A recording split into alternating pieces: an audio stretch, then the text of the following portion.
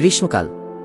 সূর্য আকাশের মাঝে উজ্জ্বল হয়ে জ্বলছে, গাছের পাতায় ঝিকিমিকি আলো, আর মাঠ জুড়ে সবুজ ঘাসে ভরে গেছে পৃথিবী।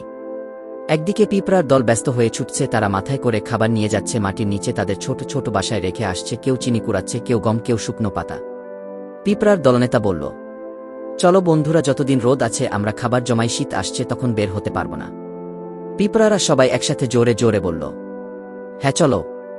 এদিকে ঘাসফড়িং ঘাসে বসে গান গাইছে। ঘাসফড়িং তার ছোট গিটারে সুর তোলে আর গুনগুন করে গান গায়, মাঝে মাঝে সে নাচেও। ঘাসফড়িং হাসতে হাসতে বলে, আহা কি সুন্দর দিন, গান না গেয়ে কাজ করলে চলে? পিঁপড়া ভাই এসো একটু গান করি, একটু আনন্দ করি।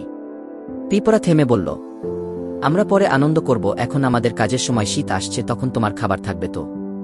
ঘাসফড়িং হেসে উড়িয়ে দেয়, শীত আসতে এখনো অনেক দেরি, এখন উপভোগ করার সময়। সময় কেটে যায়, গ্রীষ্ম শেষ, বর্ষা আসে, তারপর আসে শীত।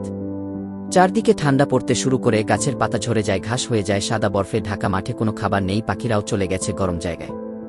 ঘাসফড়িং এখন খুব কষ্টে আছে। সে ঠান্ডায় কাঁপে, খিদায় কাতর, সে এদিক সেদিক ছুটে বেড়ায় খাবারের খোঁজে, কিন্তু কিছুই পায় না। তখন তার মনে পড়ে পিঁপড়ার কথা। ঘাসফড়িং পিঁপড়ার বাসায় যায়। সে দরজায় কড়া নাড়ে। ঘাসফড়িং বলল, পিঁপড়া ভাই আমি ভুল করেছি, তখন তোমরা কাজ করছিলে আর আমি গান গাচ্ছিলাম, এখন আমার না খেয়ে থাকতে হচ্ছে, আমাকে একটু খাবার দেবে? পিঁপড়া দরজা খুলে বলল, তুমি ভুল বুঝেছিলে, কিন্তু এখন বুঝতে পেরেছ, এটাই বড় কথা, এসো আমরা তোমাকে সাহায্য করব। ঘাসফড়িং চোখে জল নিয়ে বলল, ধন্যবাদ বন্ধু, আমি প্রতিজ্ঞা করছি আগামী বছর আমি আর অলস থাকব না, আমি তোমাদের সঙ্গে মিলে কাজ করব। নতুন গ্রীষ্মে দেখা যায় ঘাসফড়িং আর গান গায় না, সে এখন পিঁপড়াদের সঙ্গে কাজ করছে, খাবার জড়ো করছে, ছোট ছোট দানা কাঁধে নিয়ে হাঁটছে। সে শিখে গেছে জীবনের গুরুত্বপূর্ণ শিক্ষা।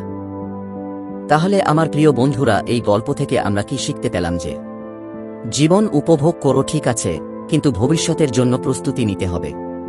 যারা পরিশ্রম করে তারাই ভবিষ্যতে নিরাপদে থাকে। অলসতা কেবল ক্ষতি ডেকে আনে। আজ যে কাজটা জরুরি সেটাই সবচেয়ে বড় কাজ।